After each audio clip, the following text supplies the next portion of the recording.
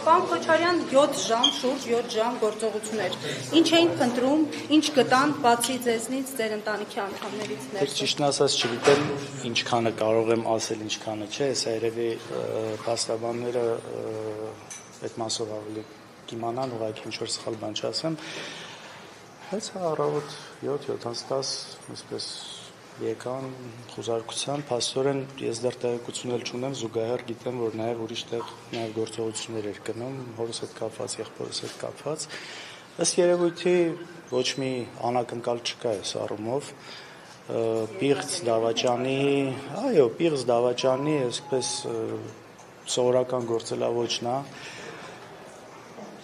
Սա է, սրա մասին փաստորեն երեք նաև մամուլներ գրել,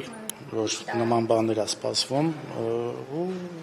այդպես ժողովուրդ ջան։ Այսինքն դուք կապում եք ձեր այդ ելույթի հետ, այս գործողությունները դուք կապում եք։ Գիտեք, ընդհանուր, հիմա կոնկրետ այդ ելույթը, որ ասեմ, առանձնացնեմ, միայն այդ ելույթի հետ չէ, այդ ելույթը կարող է ինչ-որ ավելորդ խթան հանդիսացել, բայց նման ելույթներ այնպես չէ, որ առաջի անգամ ունեցել ու ընդհանուր այս ամեն ինչը կապված է մեր ընդդիմադիր գործունեությունից, այս իշխանության վարած քաղաքականության հետ համաձայն չլինելը, սրա մասին խոսելը, բարձրաձայնելը, չընկրկվելը, չնահանջելը, չկզելը,